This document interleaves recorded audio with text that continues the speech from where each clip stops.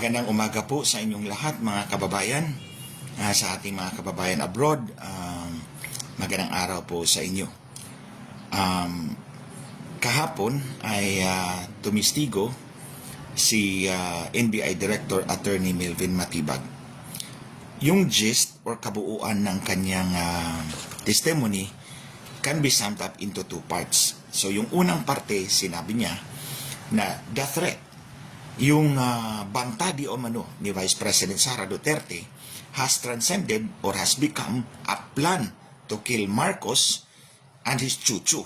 Yung dalawa pa, si Lisa Tanas at si Romualdez. That's the first part. Yung second part, sinabi niya, that plan to kill Marcos has also transcended into a threat to national security. So ito yung two parts ng buod ng kanyang testimony kahapon. The threat has become a plan to kill Marcos. The plan to kill Marcos has become a threat to national security. So ito yung pabulaan na natin. Dito muna tayo sa unang parte. The threat, yung banta di umano ni Vice President Sara Duterte has transcended into a plan to kill Marcos and his chuchu. So, pinapalabas ni Matibag na this is an unprovoked threat. Unprovoked threat. Ibang usapan yun mga kababayan kung unprovoked threat at kung may sufficient provocation. Pasensya na, I cannot find a translation ng provocation, pero example ko na lang. Kapag sinabi kong papatayin kita, that's an unprovoked threat. Pag sinabi kong papatayin kita kapag napatay mo rin ako, there is a sufficient provocation on that example. Bakit? Kasi yung katagang kapag pinatay mo ako is a sufficient provocation. Iyan yung sinabi ni Inday Sara, hindi yung papatayin kita. Because pag sinabi mong papatayin kita, that's an unprovoked threat. Yun yung gustong ipalabas ng NBI. Tinatanggal nila yung if. Yung malaking if doon sa sinabi ni Inday. May if yun eh. They are intellectually dishonest by disregarding that big if. Kasi gusto nilang ipalabas na ito ay unprovoked threat. Wrong! There is sufficient provocation. Anong ibig sabihin ng sufficient provocation?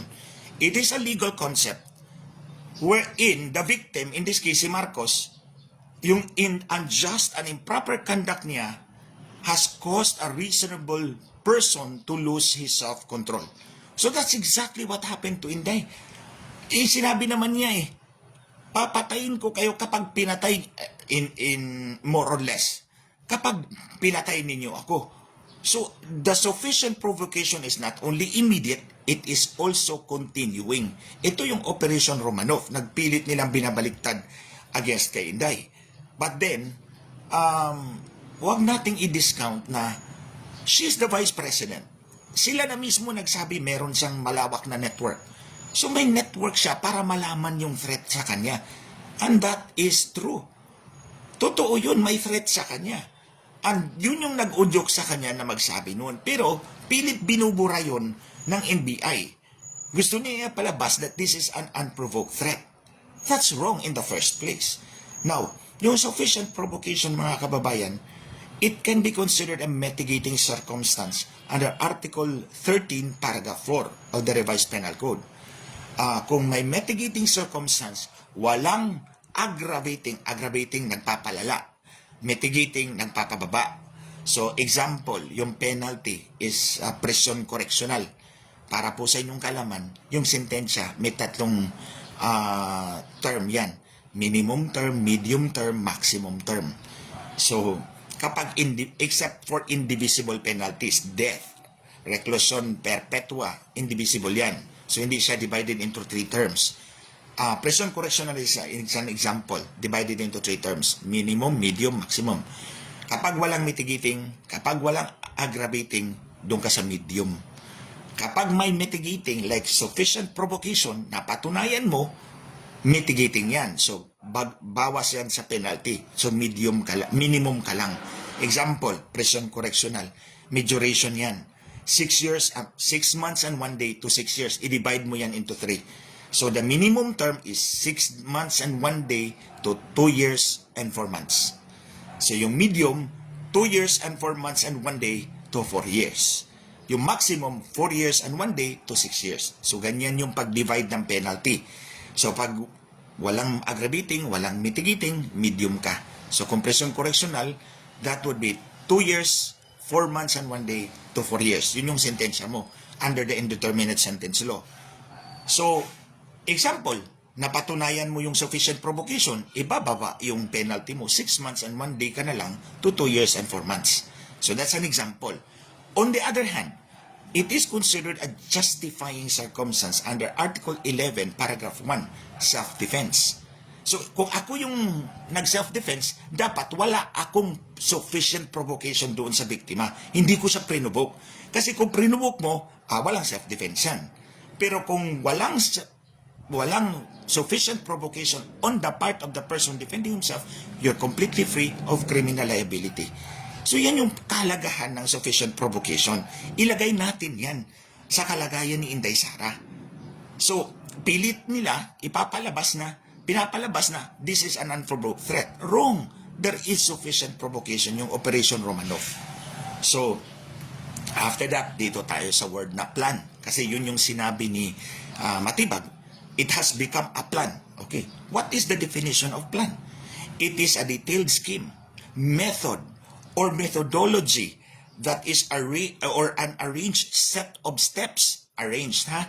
Nakalatag yan. Arranged set of steps in order to achieve a desired or specific objective.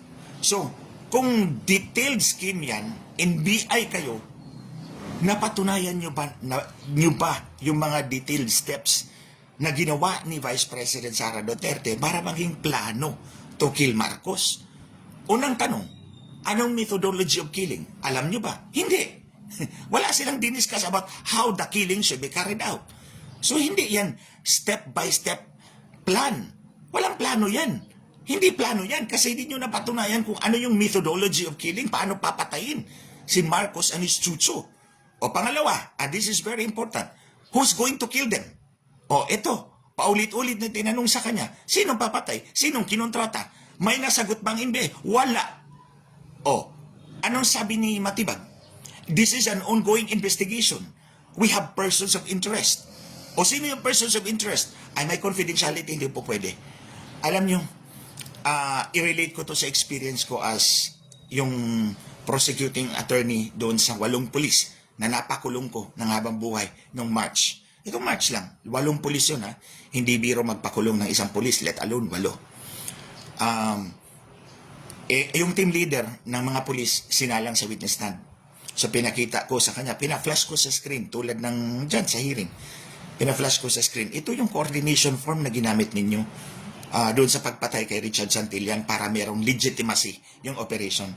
Sabi ko, merong pangalan sa baba, Marlon Madrid. Sabi niya, meron. Okay. May pirma ba? Sabi niya, ay hindi po. Ano po yan? Aprobado po yan. Kasi si General Marlon Madrid, siya yung hepe ng operations sa Region 4A. Siya talaga yung nag-a-approve ng lahat ng mga operation ng police. Walang pirma doon sa coordination form na ginamit nila sa pagpatay kay Richard Santillan. So, pinipilit kong aminin niya na walang pirma. Hindi siya umaamin. So, it's the same sa question na natukoy nyo ba sino ang kinontrata ni BP Sara Duterte? O, ang sagot, it's an ongoing investigation. Meron kaming persons of interest. Ay, sino yan? Ay, hindi pwede. Confidentiality. So, ito, walang pinagkaiba ito sa sagot ng team leader. Aprobado po yan.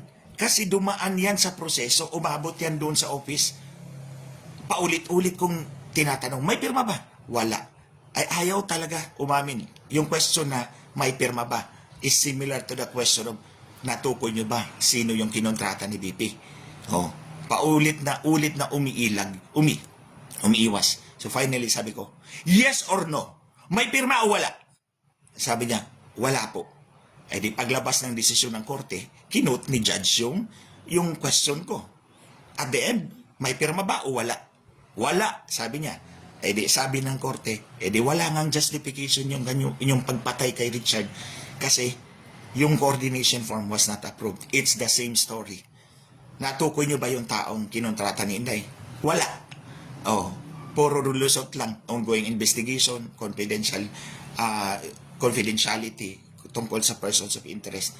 Ganun yun. In other words, Matibag was jumping to conclusion. Nung sinabi niya may plano, pagpatay. Ay, nasaan yung detalye ng planong sinasabi mo? Kung ako yung kaharap mo, tatanungin kita sa detalye. Paano papatayin? Anong armas gagamitin? Bolo? Pana? O baril? O bomba? Hindi masagot-sagot ng NBI yan. O sino ang papatay? Hindi rin masagot-sagot nila. And there is no plan. Because you cannot establish the step-by-step parts of that plan. So Matibag was simply jumping to conclusion. These are baseless conclusions. Another example, yung sinabi niya, pinakita pa nila yung video ni Mayor Baste. Isang ulo lang naman ang kailangan namin. Ang ulo ni Bongbong Marcos. Again, pag sinabi mong ulo ni Bongbong Marcos, it does not mean na i-decapitate mo yung ulo ni Bongbong Marcos. That's open to a lot of interpretation. Especially because rage rally ito. Anong ibig sabihin ng rage rally? Di ba? Alliance for Accountability, Good Governance, and Ethics. Yun. Parang yun. Yung AGE, nakalimutan ko yung R. Alliance for Accountability, Good Governance, and Ethics. So, hindi siya alliance to kill. Hindi yun alliance to kill. Pag sinabi mo alliance to kill, the conclusion is, yung ulo ni Marcos ang pupugutin.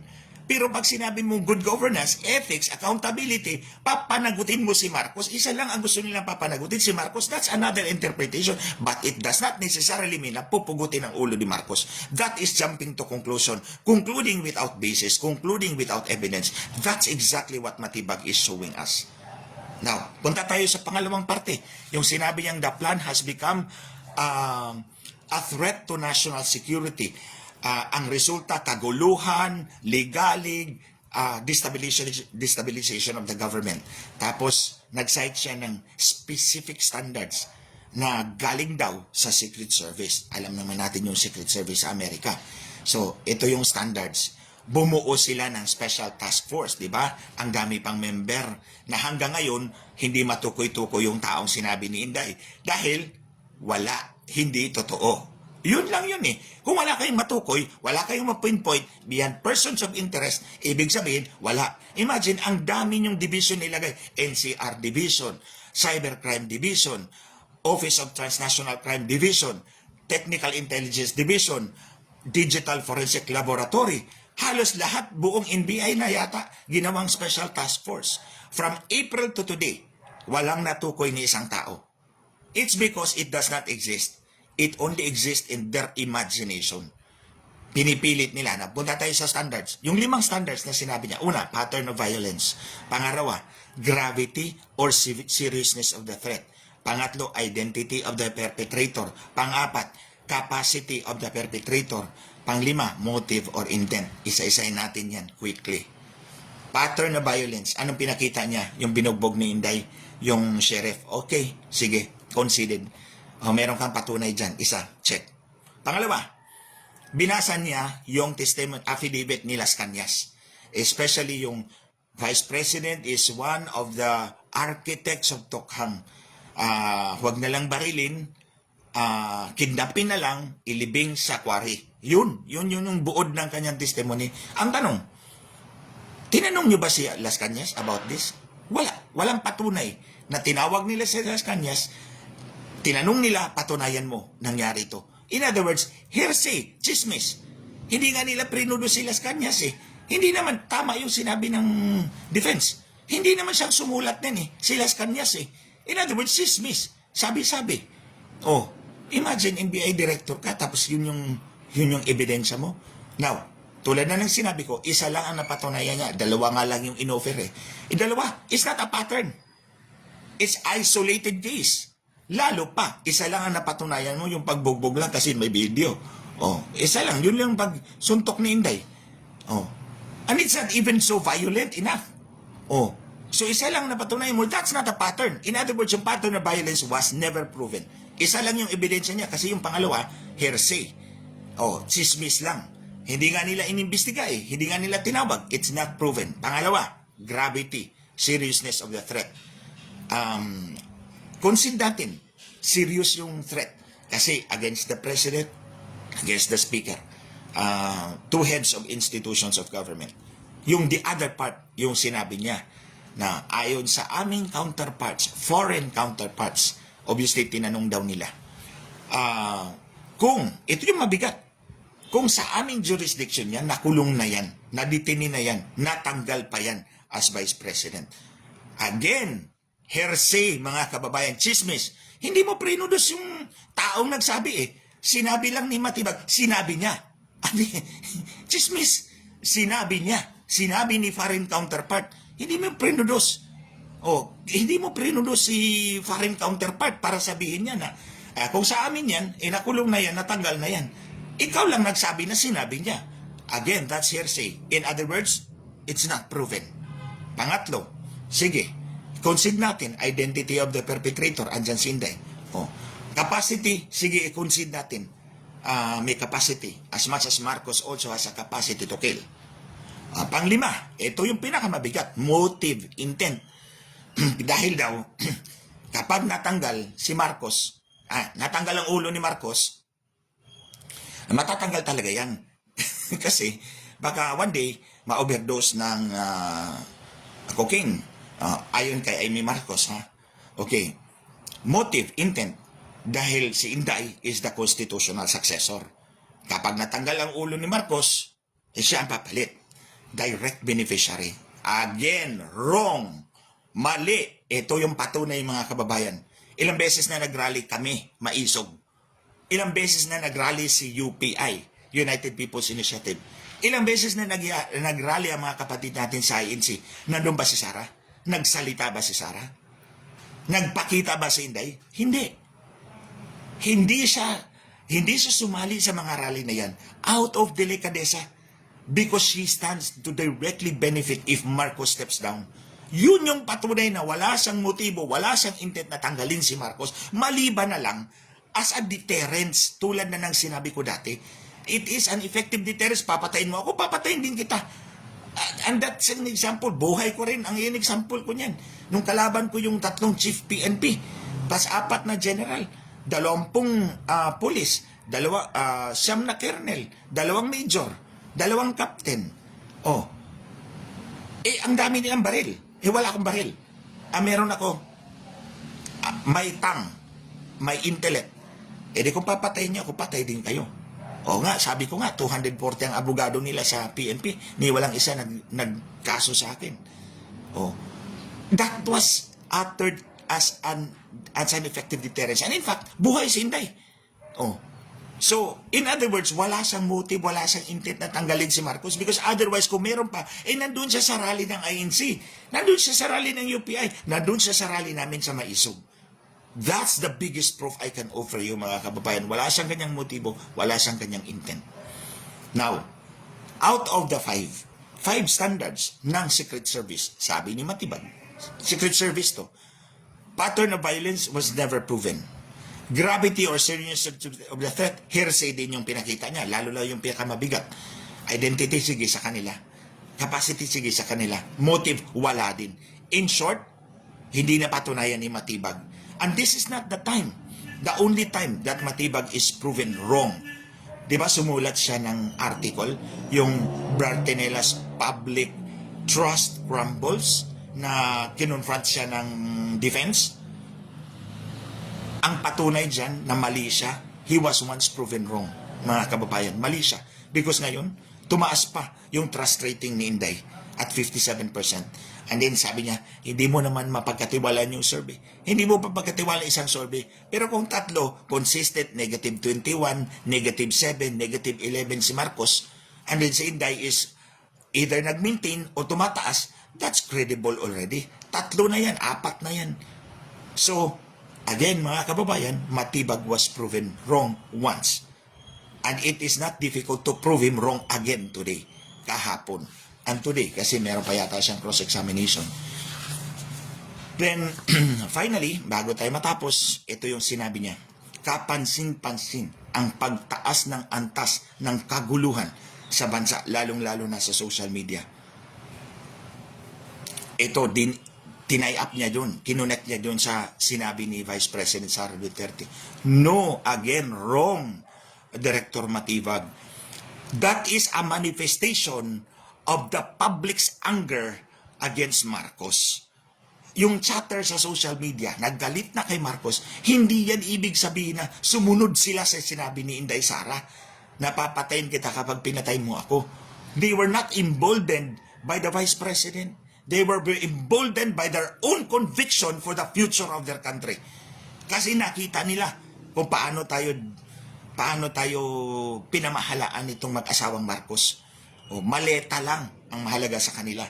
Tingnan ninyo, konti lang yung malitang natanggap niya ayon sa 18 Marines. Mas marami kay Martin. Kaya siya nagsabi, mahiya naman kayo. Dagdag na lang natin, konti lang yung malitang natanggap ko. Hindi yan lingid sa kalaman ng taong bayan.